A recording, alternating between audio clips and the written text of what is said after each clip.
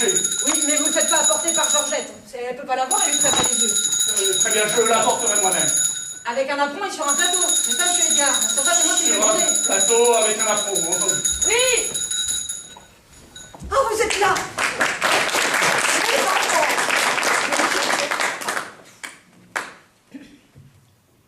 Les enfants, je vous cherchais partout.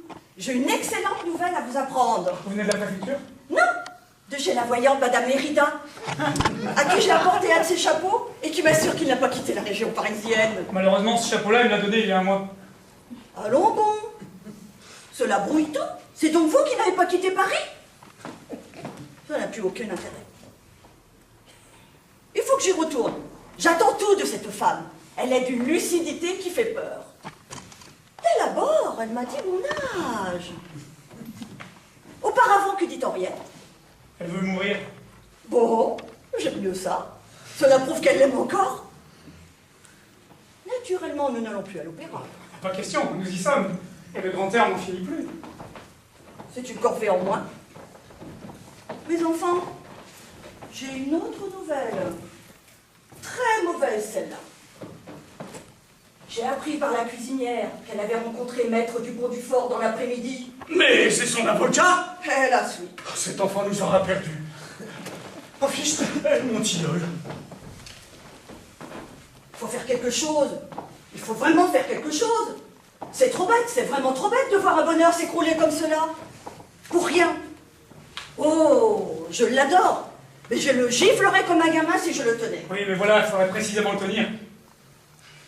En tout cas, je ne pourrais renoncer à cette maison.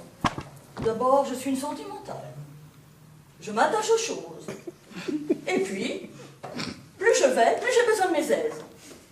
Je me tuerai plus tôt, mes enfants. N'en doutez pas, je me tuerai plus tôt. Il y a des gens qui ne peuvent vivre que dans le luxe. Et si on leur arrache leur luxe, on les tue. Que pensez-vous de mon petit chapeau? Il est ravissant. C'est Henriette qui me l'a donné. Elle ne l'avait mis qu'une fois. C'est un chapeau qui vaut 1000 francs. Cela lui aurait pourtant été si facile d'être heureux. Henriette l'adore. Elle le comble, elle nous comble. Nous aurions pu nous aimer tous ensemble en famille. Mais il ne pense jamais à nous. Cette fois, c'est décidé.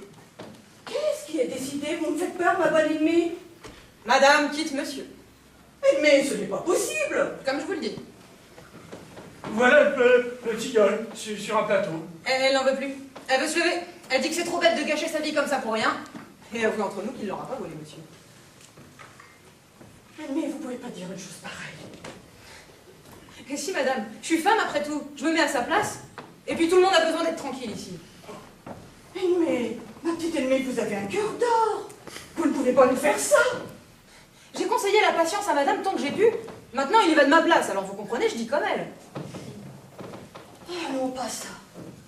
Pas ça. Je suis la mère de Georges, soit. Mais je suis l'amie d'Henriette aussi. Je vais lui parler. Elle vous répondra pas. Elle est enfermée à double tour dans sa chambre. C'est ce que nous allons voir. Cet enfant m'a toujours adoré. Tant qu'elle adorait monsieur, peut-être. Mais maintenant. Vous comprenez, vous êtes bien gentils tous. Mais faut pas vous faire des illusions. Si c'est bien fini pour monsieur, vous pensez bien que pour la famille, il y a vraiment plus d'espoir. Et voulez-vous, madame était à bout de patience. Je le voyais bien, moi, qui en subissait le contre-coup depuis longtemps.